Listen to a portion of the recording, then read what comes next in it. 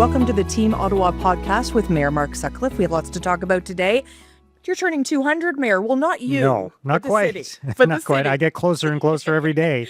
This is a wonderful time in our city, and you know, it was in 1826 that Bytown was founded, what later became Ottawa.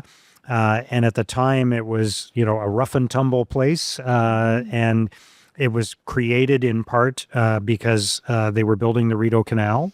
And interesting in the context of what's going on in the world today, we built the Rideau Canal as part of our defense against the possible threat of an American invasion, right? This was the reason we built the Rideau Canal. So in the context of what's happening in Canada-U.S. relations in 2026, that's a very interesting little tidbit. Mm-hmm. We have so much to celebrate in our city. We live in a wonderful community. Of course, we have our share of challenges, but we're a kind and caring and welcoming community. The people of Ottawa are wonderful. And this year we're going to celebrate. So there are a ton of great events coming up. We just heard the lineup for Blues Fest get announced not long ago.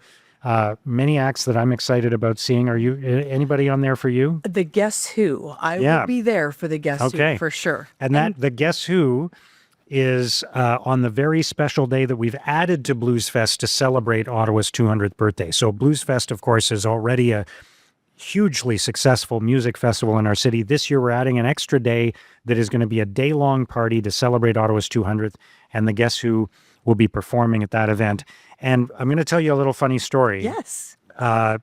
We worked with Blues Fest to add this extra day, and they chose July 19th as the day to do it. I thought, that's great. July 19th, right smack in the middle of July. It's going to be a beautiful day. We'll have all these great artists, Francophone artists, Anglophone artists performing leading up to the show by the Guess Who. And a little bit later, we're talking about the summer, and we're saying, you know, I wonder what the 200th day of the year is. This is Ottawa's 200th anniversary. What's the 200th day of 2026? We should do something special on that day. It's July 19th. No. Yeah, it's like we planned it, but we didn't. That's amazing. I won't tell a soul. It'll be our secret. Yeah, so July 19th is the 200th day of the year. That's the day we're going to have this big party. And there'll be other events. The actual anniversary is in September, so we're going to have an event for families in September as well here at Ottawa City Hall. And there'll be many other ways that we will commemorate Ottawa's 200th birthday throughout the year. It really is something to be incredibly proud of, for sure. Yeah, absolutely. It's going to be we live in a great city. We do. Great people. We do, agreed, 100%. And I know, just switching gears a little bit, talking about priorities that you have, I know housing is a top priority for you.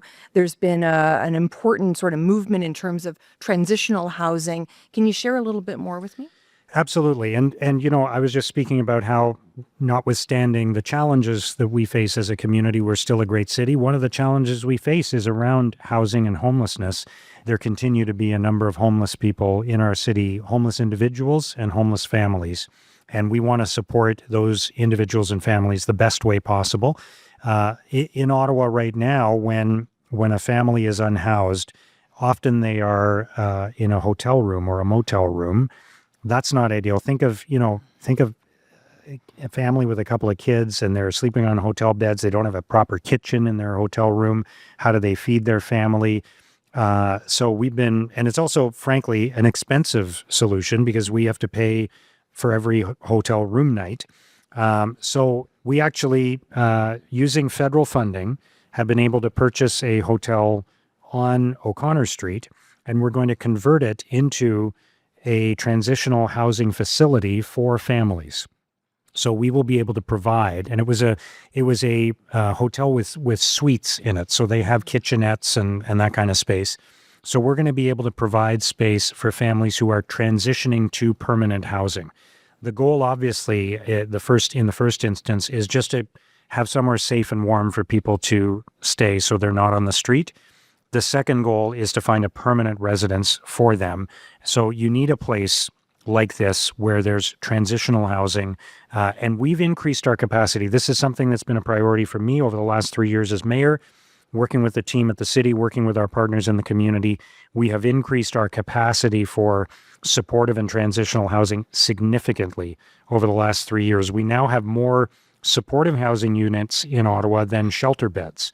Right. So we're moving to a more complete and compassionate response, and we're increasing our capacity to deal with the growing demand. Definitely a step in the right direction for sure. And I know recently, Mayor, you visited a number of rural locations, and you were visiting some farms. And I know that you learned a lot about many of the families that run Yeah. these organizations and these businesses. You touched base with a beautiful family in Vernon. Yeah, a number of different family businesses and farms. And this is something I love about our community. It's something that when I worked in radio, I would speak with farmers, and I did a lot of coverage of what was happening in the rural parts of the city. I would go to the rural and agricultural fairs that happen in our many different communities every summer. So this is something that I've always loved and enjoyed and cherished about our city. And as mayor, I've spent a lot of time in the rural communities, and I love to go out and visit with these families. And they have so many great stories to tell, because these are farms and businesses that have been handed down from generation to generation. So, grandparents, parents, and children. And so I was touring with Isabel Skalski, the councillor for Osgood Ward. We visited a number of different farms, and we went to Skuse Repair, which repairs farm equipment.